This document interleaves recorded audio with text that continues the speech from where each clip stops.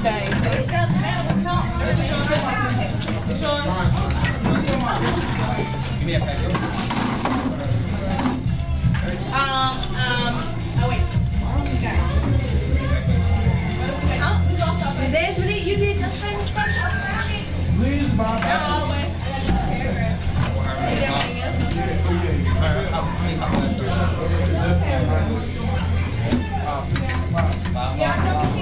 Yeah. Pop. First thing I'm saying, pop.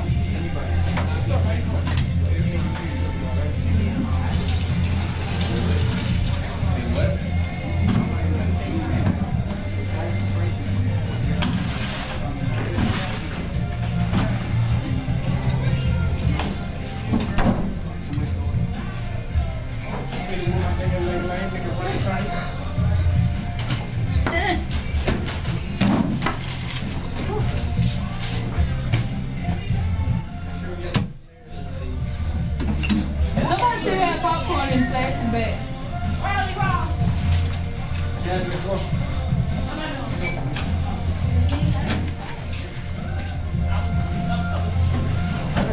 I appreciate it.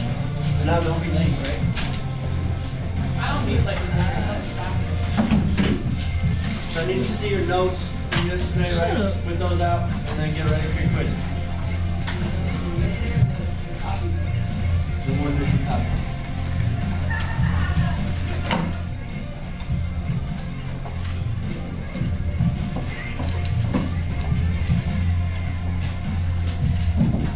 Get your notes down, get ready for your quiz.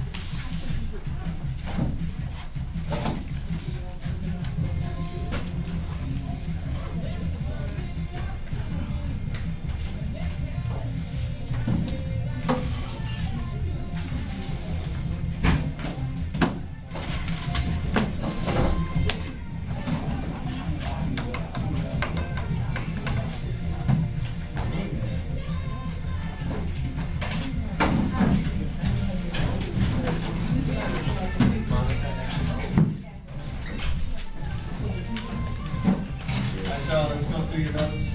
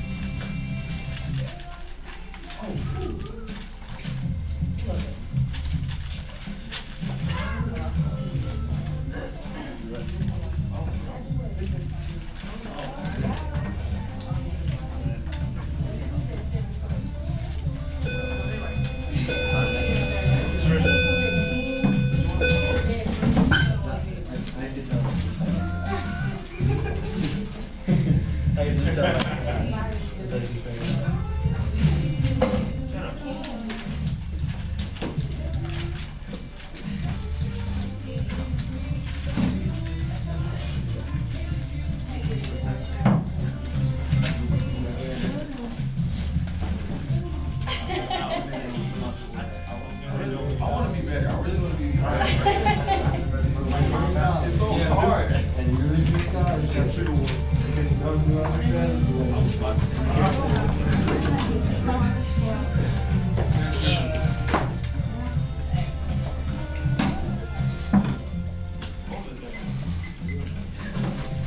this independent quiz is timed.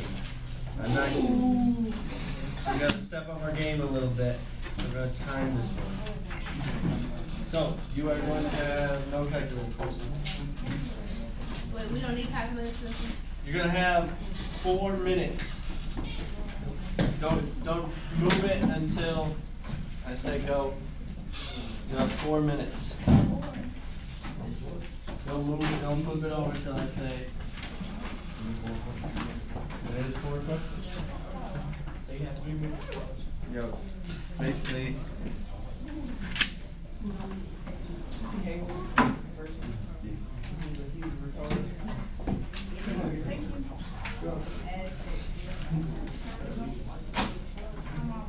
Actually, I'm going to tighten this up just a little bit. You're going to have 3 minutes. 30. Go.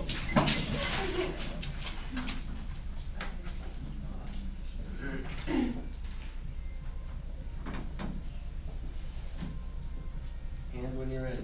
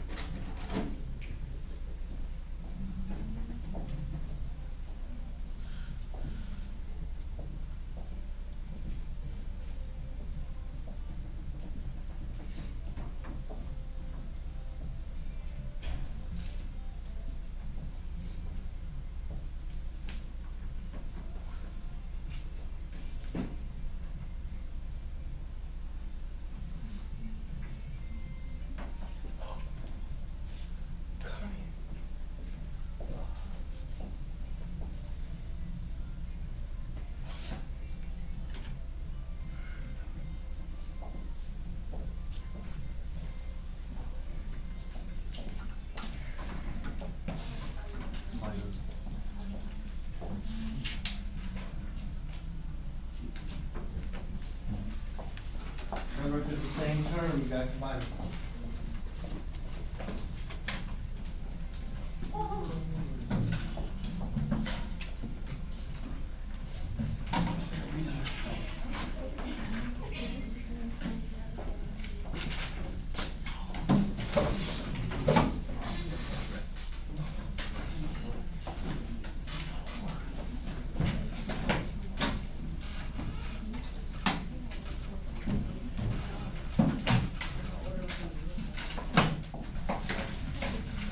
Same term, you gotta combine them.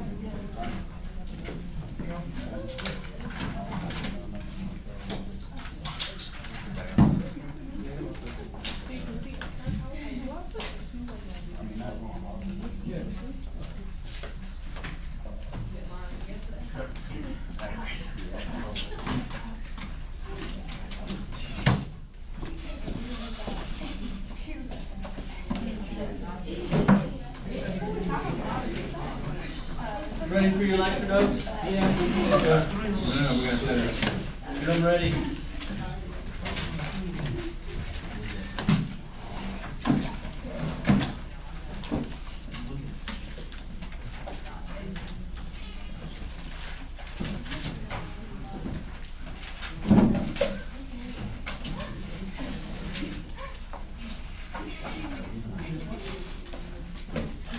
Everybody?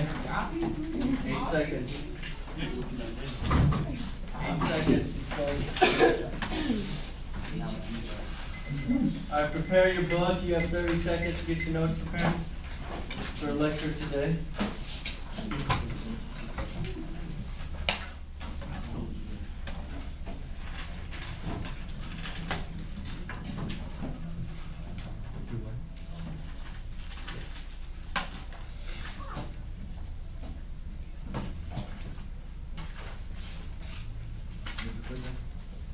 Somewhat.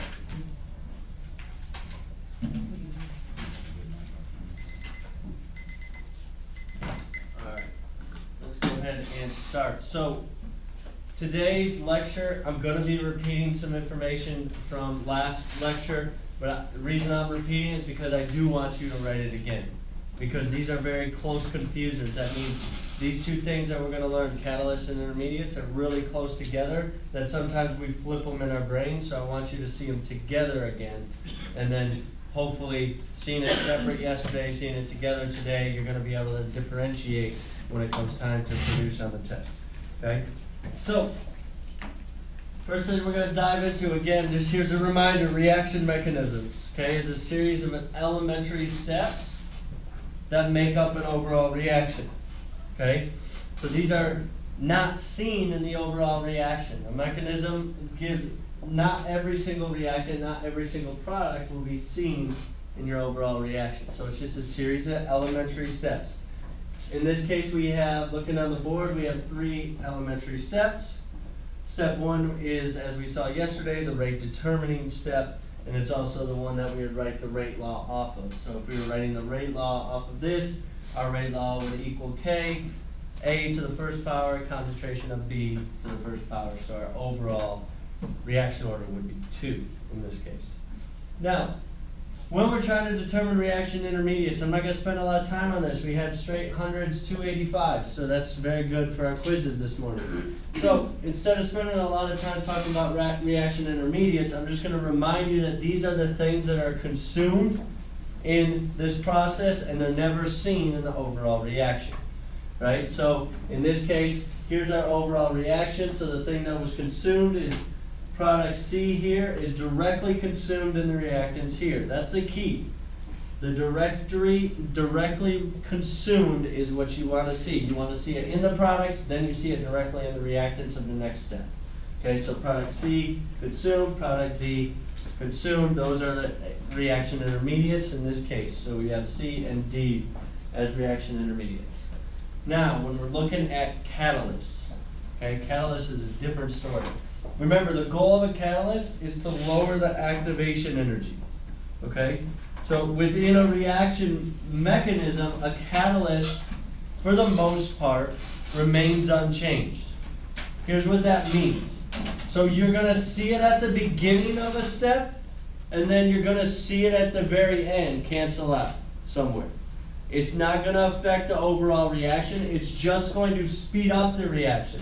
Remember, a catalyst can do a couple things. It can speed up the reaction by lowering the activation energy. It also speeds up the reaction by orienting the molecules so that their active sites can be seen by one another more readily, right? So those are two things a catalyst do. Sometimes a catalyst also plays a role in, by lowering the activation energy, what it does is that sometimes they increase the temperature in a reaction, which we know increasing the temperature increases the rate of reaction for us, okay? So when we're looking at this reaction mechanism here, we have moderate, fast, and fast. So when you're looking at this, we can determine that C is an intermediate, D is an intermediate, right? Because it's a product consumed here, product consumed here, right? So we can determine those are intermediates. Now when we look at the catalyst effect of this, right? If you see here, you see an X in the reactant side. And then at the very end, when this whole mechanism is taken care of, the whole mechanism goes through its entire step transition, all the elementary steps, you see that you get X back out of it. When you have it at the beginning and you get it out at the end, that would be a catalyst. So we have X given to us at the beginning to try to speed this up. Notice that this is now moderate instead of slow, right? So this was probably slow without the catalyst. There are times that it could still say slow with the catalyst, so just keep that in mind. Every reaction is different. Some reactions require a catalyst just to get it over the hump. Okay? Now, go ahead and take a minute and catch up if you need it.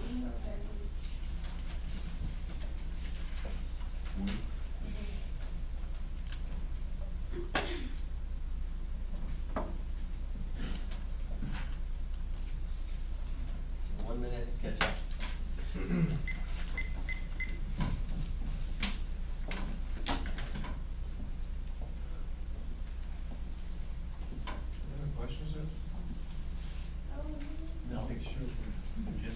No questions at this time.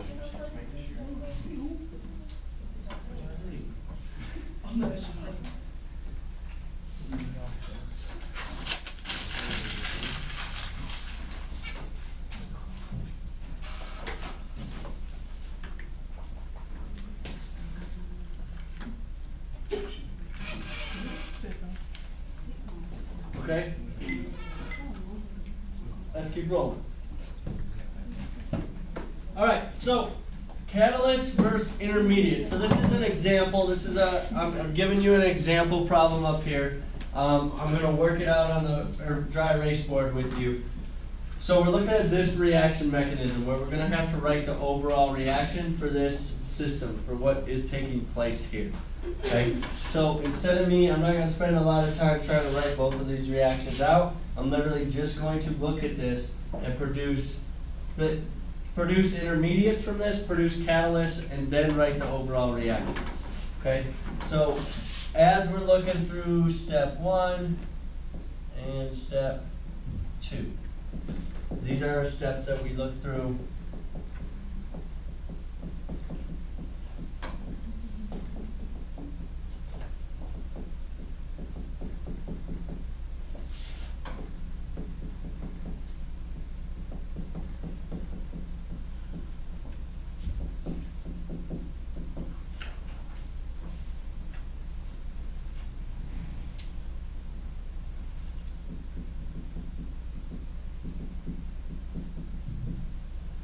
Alright, so here's our steps. So intermediates, I'm going to identify first, and then catalysts, I'm going to identify those next, and then I'll worry about the overall reaction. So if I look here, I'm going to look for products to reactants consumed. So products to reactants, I see I have Fe2 plus, right? Consumed here and here. So I have Fe2 plus as an intermediate. And I also see that I have H plus as an intermediate. Okay? So those are my intermediates. Here to here, here to here. Now, I look into this equation. I see H2O2. I don't see H2O2 in the final, right? So that's not going to be a catalyst. I look at Fe3 plus. Fe3 plus is in the final. So I started with this. I must have used this to boost the reaction, and I ended with this. So this here is a catalyst. So I have Fe3 plus. So there's my intermediates, there's my catalyst. So now I have 2H2O2 left equals 2H2O plus O2 plus H plus. Okay? So those are all the things that went into my reaction. Okay? Plus 2H2O. Oh, sorry, go ahead and adjust this. This H plus up here, there should be a 2 with it. Up here, that should be a 2. So those should have canceled.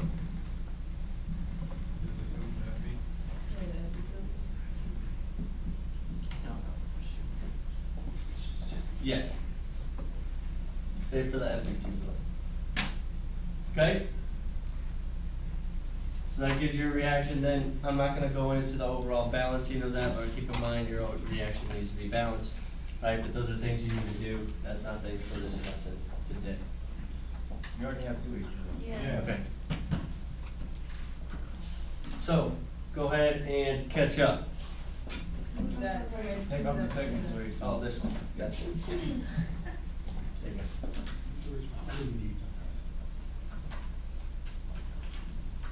Nope. Sorry.